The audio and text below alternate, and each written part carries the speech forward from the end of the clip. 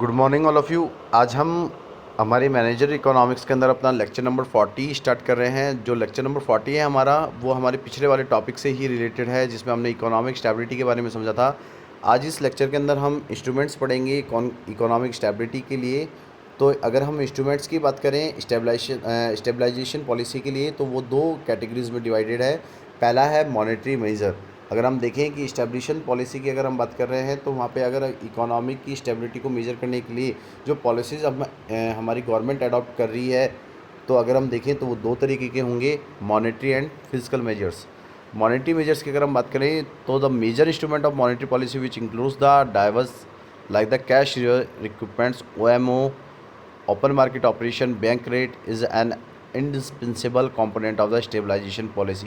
कि अगर हम मॉनेटरी पॉलिसी की बात करें, तो आपको पता होना चाहिए कि जो मॉनेटरी पॉलिसी है उसको जो कंट्रोल है वो RBI बैंक के पास होता है, और वो सेंट्रल बैंक होती है किसी कंट्री की, जिसके पास मॉनेटरी पॉलिसीज़ बनाने का अधिकार होता है, राइट्स होता है। तो अगर हम मेजर इंस्ट्रूमेंट्स देखें मॉनेटरी पॉलिसी के, तो उसके अंदर क्या क्या चीज़ें इंक्लूडेड हैं। कैश रिजर्व रिक्वायरमेंट्स क्या है, कैश कितना रिजर्व हमारे पास पड़ा हुआ है, ओपन मार्केट ऑपरेशंस किस तरीके के, बैंक रेट क्या तक चल रही है, इंटरेस्ट रेट क्या है। तो ये सारे जो कंपोनेंट्स हैं वो एक स्टेबलाइजेशन पॉलिसी में अडॉप्ट किए जाते हैं। Expansion and contraction of money are has required. कितनी हमें मनी को एक्सपेंड करना है, कितनी मनी सप्लाई करनी है, कितनी मनी हमें किसी इकोनॉमी में सप्लाई में कम रखनी है, ये सब चीज़ भी हम मॉनेटरी पॉलिसीज़ के अंदर ही अडॉप्ट करते हैं। तो depending on the prevailing situation can be affected through a well structure money and credit policy. और ये सब चीज़ डिपेंड तब है जब हम इन सिचुएशन से उभरने के लिए जो भी हम अपनी मनी पॉलिसीज़ में या क्रेडिट पॉलिसीज़ में कोई भी वेल स्ट्रक्चर करें, जो कि इन पॉलिसीज़ के थ्रू हम अच्छा स्टेबिलिटी बनाए रखें। तो जो मॉनेटरी और डेब्ट पॉलिसीज़ है वो एक मेजर अल्टरनेटिव है स्टेबलाइजेशन करने के लिए किसी एक बजट पॉलिसी से। तो जो बैंकिंग सिस्टम है उसका इस पे अनकंट्रोल होता है, तो हम लोग इनकैपेबल होते हैं ये जानने के लिए कि क्या मनी सप्लाई होगी, जिससे कि हम उसको कंपेटेबल करके एक इकोनॉमी को स्टेबल कर सकें।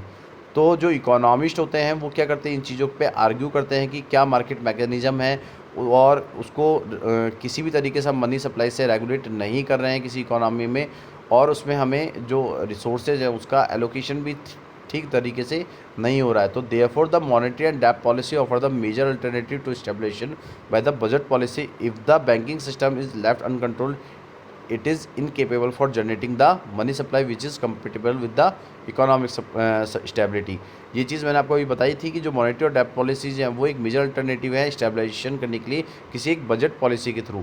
तो बैंकिंग सिस्टम का इस पर अनकंट्रोल लेशन रहता है कि मतलब वो किसी भी तरीके से उसको कंट्रोल नहीं कर पा सकती। तो जो हमारी इनकैपेबिलिटी है, मीन्स कि बैंकिंग सिस्टम उसमें कोई भी कंट्रोल नहीं है, तो उससे क्या होगा कि मनी सप्लाई को हम जनरेट नहीं कर पाएंगे। तो अगर हमें अपनी मनी सप्लाई को कंपेटेबल रखना है, तो वो एक इकोनॉमिक स्टेबिलिटी को बनाए रखेगी। और साथ साथ अगर एक्सपेंशन और कॉन्ट्रेक्शन करना पड़ा है हमें अपनी मनी सप्लाई में, एक्सपेंशन का मतलब क्या है कि हम अपनी मनी सप्लाई को बढ़ाना चाहते हैं, कॉन्ट्रेक्शन मतलब क्या है कि अगर हम अपनी मनी सप्लाई को कम करना चाहते हैं, तो उसके रिजल्ट में आप ये देखेंगे कि अनरेगुलेटेड क्रेडिट सिस्टम हो जाएगा।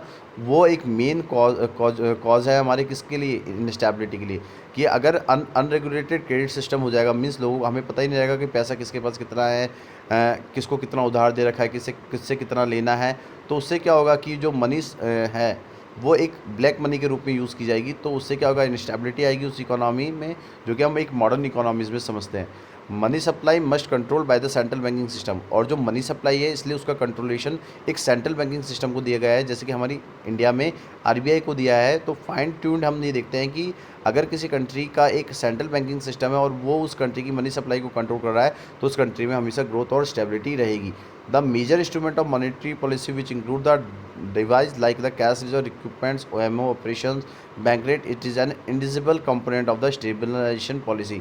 और अगर हम बात करते हैं, तो ये पॉइंट मैंने दोबारा इसलिए लिखा है क्योंकि मॉनेटरी पॉलिसी की मेजर इंस्ट्रूमेंट्स है, जैसे कैश रिजर्व रिक्वायरमेंट्स क्या है, कैश कितना रिजर्व में है, OMO ओपन मार्केट ऑपरेशंस क्या है, हमारी बैंक रेट्स क्या है, ये सारे जो कंपोनेंट्स हैं वो स्टेबलाइजेशन पॉलिसी के लिए ही अडॉप्ट किए जाते हैं। उसके बाद हम मॉनेटरी पॉलिसी के 4 ऑब्जेक्टिव्स की बात करें, तो पहला जो ऑब्जेक्टिव होगा मॉनेटरी पॉलिसी का वो होगा कि हमें अपनी बिजनेस साइकिल को स्टेबलाइज करना है। तो monetary policy has an important effect on the both actual GDP and potential GDP। Monetary policy हमेशा बहुत इंपॉर्टेंट है जब वो इफेक्ट देख रही हो एक्चुअल GDP और पोटेंशियल GDP के बीच में। Industrially advanced countries really rely on the monetary policy to stabilize the economy by controlling the business. बहुत सी जहाँ भी इंडस्ट्रियल कंट्रीज़ हैं, जो भी बहुत सारी कंट्री हैं जो इंडस्ट्रीज़ को ज़्यादा बढ़ावा दे रही है, मीन्स सेकेंडरी एक्टिविटी में ज़्यादा इन्वॉल्व है, तो वहाँ पे अगर मॉनेटरी पॉलिसी को स्टेबलाइज करना है उस इकोनॉमी में, तो हमेशा हमें बिजनेस पे कंट्रोल करना होता है। तो but it becomes important in the deep recession. और इस कंडीशन में हम ये देखते हैं कि जब रिसेशन होता है और जब बिजनेसेस में किसी भी तरीके की कोई प्रॉफिट नहीं अचीव होता है, मार्केट बहुत डाउन चला जाता है, रिसेशन हो जाता है, तो उस कंडीशन में मॉनेटरी पॉलिसीज़ हमें हेल्प करती हैं कि हम किस तरीके से अपनी जो रिसेशन टाइम है उसको एक पीक टाइम में लाएं। तो Keynes pointed out that the monetary policy loses its effectiveness during the economic downturn for two reasons. और केन्स जी थे, जो प्रोफेसर थे केन्स, उन्होंने ये बताया था, अर्थशास्त्री थे, उन्होंने ये बताई थी ये चीज़ कि जो मॉनेटरी पॉलिसी है वो लॉस तभी होती है जब उसमें ये इफ़ेक्ट हो, क्या जो इकोनॉमी है वो हमारी डाउनटर्न होगी, और वो जो डाउनटर्न हो रही है इकोनॉमी वो दो ही रीजन से होगी। तो वो रीजन्स क्या होंगे कि the existence of the liquidity trap situation, मतलब कि infinite elasticity of demand for money, कि अगर मनी हमारी इनफाइनाइट इलास्टिक की होगी तो हमेशा आप ये देखेंगे कि उस कंट्री के अंदर जो इकोनॉमिक डाउनटर्न्स हैं वो होंगे। तो अगर हम लिक्विडिटी में कोई भी एग्जिस्टेंस कर रहे हैं और सिचुएशंस को ट्रैप कर रहे हैं तो ये सिचुएशन आएगी।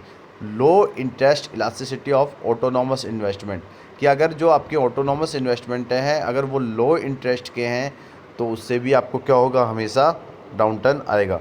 उसके बाद नेक्स्ट पॉइंट है हमारा रीजनेबल प्राइस स्टेबिलिटी, कि अगर किसी कंट्री के अंदर प्राइस स्टेबल है और उसमें मॉनेटरी पॉलिसीज़ के अंदर ये सारे पॉइंट्स आपको बता रखे हैं, तो एक डेवलपिंग कंट्री के अंदर जैसे कि इंडिया के अंदर अगर हमें अपने इन्वेस्टमेंट को एक्सीलरेट करना है, बढ़ावा देना है, तो हमें एक एक्टिविटी करनी होगी कि हम अपने एग्रीकल्चर आउटपुट को धीरे धीरे कम कर दें और ज़्यादा से ज़्यादा प्राइजेज़ पर प्रेशर करें, क्योंकि जो फूड इन्फ्लेशन है इंडिया के अंदर वो ये प्रूव कर चुका है कि जो सिचुएशन है मॉनेटरी पॉलिसी की किसी भी शॉर्ट टर्म प्राइस स्टेबिलिटी को कंट्रीब्यूट करने के लिए वो हमेशा रीजनेबल प्राइस स्टेबिलिटी से ही होगी।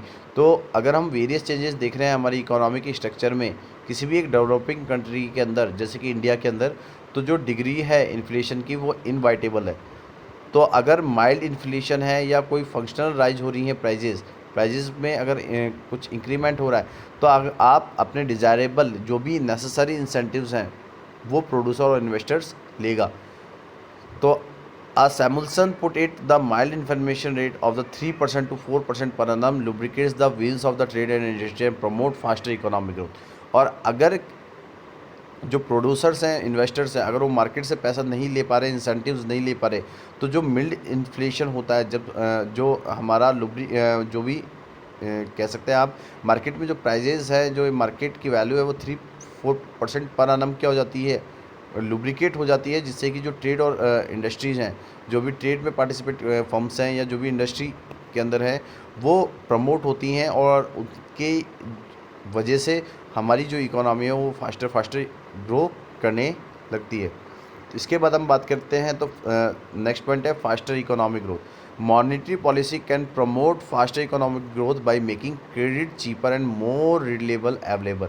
मॉनेटरी पॉलिसी हमेशा प्रमोट कब करेगी फास्टर इकोनॉमिक ग्रोथ को, जब वो क्रेडिट को बहुत चीपर कर देगी, मीन्स उधारी हमें बहुत कम में चुकानी पड़े, जहाँ पे आप इजीली क्रेडिट ले सकें, आपको चीप रेट पे उसका इंटरेस्ट पे करना पड़े, तो वहाँ पे भी अगर ऐसा सिस्टम हो तो उससे इकोनॉमी फास्टर ग्रोथ करेगी। तो industry and agriculture require to types of credit.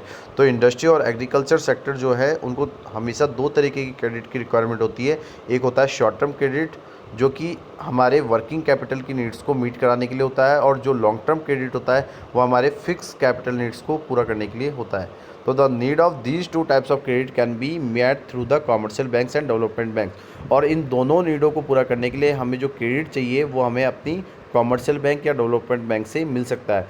तो अगर हमारे पास इजी अवेलेबिलिटी है क्रेडिट की, अगर हमें आसानी से उधारी मिल रही है लो रेट ऑफ इंटरेस्ट पे, तो अब वो हमेशा इन्वेस्टमेंट को एक्सपेंशन करेगी सोसाइटी के अंदर, और प्रोडक्शन कैपेसिटी को इंक्रीज़ करेगी। तो ये सब चीज़ इनेबल करेगी कि हमारी इकोनॉमी फास्टर से फास्टर ग्रो कर रही है। इसके बाद हम लास्ट पॉइंट पढ़ रहे हैं एक्सचेंज रेट स्टेबिलिटी, कि in an open economy that is one whose borders are open to goods services and financial flows, कि कि अगर कोई कंट्री ओपन इकोनॉमी है, मींस फ्री इकोनॉमी है, उसमें किसी भी तरीके का कोई गवर्नमेंट बाउंडेशन नहीं है, तो उन सब बॉर्डर्स के अंदर हम आप जो भी गुड्स सर्विसेज या कोई भी फाइनेंशियल फ्लो करते हैं वो पूरा ओपनली करते हैं। मींस वहाँ पे किसी भी तरीके का गवर्नमेंट इंटरफेस नहीं होता है।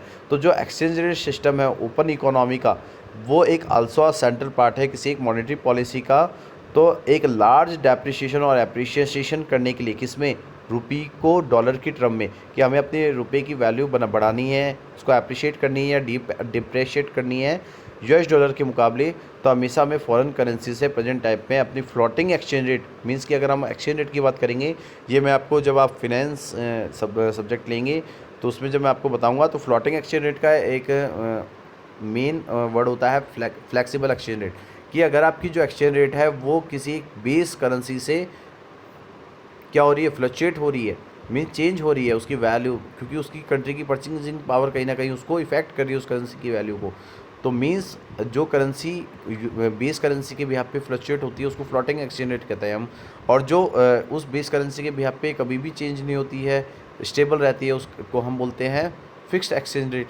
तो अगर आप ये देख रहे हैं कि हमारी रुपी जो है, जो हमारी डोमेस्टिक करेंसी है, वो एप्रिशिएट या डिप्रेशिएट हो रही है, तो यूएस डॉलर के मुकाबले जो कि एक बेस करेंसी है, तो फॉरेन से करेंसी का अगर जो प्रेजेंट सिस्टम है, तो वहाँ पे आप देखेंगे कि जिन कंट्रीज़ के अंदर फ्लोटिंग एक्सचेंज रेट है, तो जो फ्लोटिंग एक्सचेंज रेट है वो पूरी कंट्रोल की जाती है किसी एक सेंट्रल बैंक के द्वारा। तो अगर इंडिया की अगर हम बात करें, तो इंडिया के अंदर भी फ्लोटिंग एक्सचेंज रेट चलती है।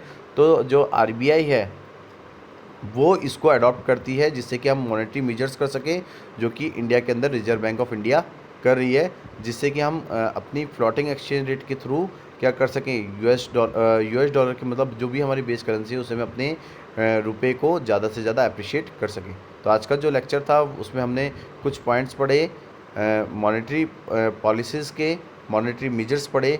नेक्स्ट लेक्चर के अंदर हम फिजिकल मेजर्स के बारे में पढ़ेंगे। तो आज के लिए इतना ही। Thank you so much and have a nice day.